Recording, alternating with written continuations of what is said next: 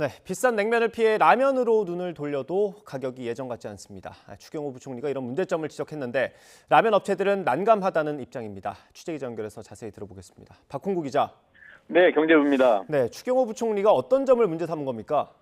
예, 추경호 부총리는 어제 공중파 방송에 나와 소비자 물가가 서서히 안정을 찾고 있다고 말했습니다. 하지만 물가 상승세 둔화를 체감하기 어렵다는 지적이 나오자 라면 가격을 문제 삼았습니다.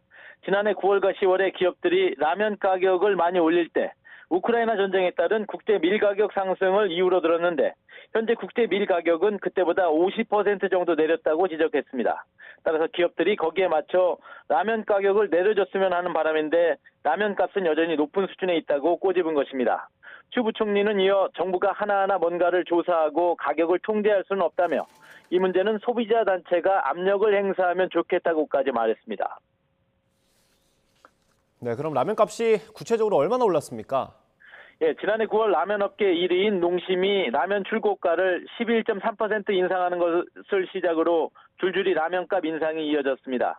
10월에는 팔도와 오뚜기가 각각 9.8%, 11% 라면류의 가격을 올렸고 삼양식품은 11월에 9.7% 인상했습니다. 그 결과 지난달 소비자 물가지수에서 라면 가격은 1년 전보다 13.1% 오른 것으로 집계돼 14년 만에 가장 큰 폭으로 뛰었습니다. 정부로서는 대표적 서민 음식인 라면의 가격이 여전히 높다는데 부담을 느끼고 있는 것으로 보입니다. 네, 라면 업체들의 반응도 좀 궁금합니다. 어떻습니까? 예, 일단 밀 가격만 놓고 보더라도 국제 밀 가격은 내렸지만 제분업체들이 밀을 국내에 들여와 납품하는 밀가루 가격은 크게 내리지 않았다는 게 업체들의 설명입니다. 실제 농림축산식품부 자료를 보면 국제 밀 선물 가격은 지난해 5월 톤당 419달러에서 올해 5월 228달러로 46%가 떨어졌습니다. 하지만 밀 수입 가격은 지난해 5월 톤당 438달러에서 올해 5월엔 416달러로 5.1% 내려가는 데 그쳤습니다. 국제 밀 가격은 선물 가격이기 때문에 국내 밀가루 가격에 반영되려면 6개월 정도가 더 걸리고 환율의 영향도 있다는 게 농식품부의 설명입니다.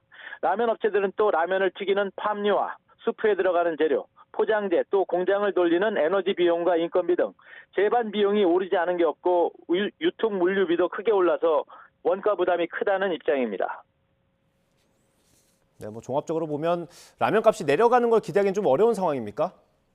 예, 그렇다고 볼 수 있겠습니다. 업체들은 검토는 해보겠다고는 하고 있지만 가격을 내리기가 쉽지 않아 보입니다. 경제수장이 라면을 콕 집어서 가격을 내려달라고 했는데 무조건 안 된다고 하기엔 부담되고 현실 여건은 가격을 내리기 힘든 진퇴양난의 상황에 처한 모습입니다. 업체 관계자들은 지난 2010년에 라면 값을 4, 5% 정도 인하한 적이 있지만 당시에는 원부자재 가격과 물류비 등이 같이 내렸기 때문이었는데 이번에는 상황이 다르다고 말했습니다. 업체들은 아직 농식품부 등 관련 부처에서 공식적으로 연락 온 것은 없다며 상황을 조심스럽게 지켜보고 있습니다. 지금까지 경제부에서 전해드렸습니다.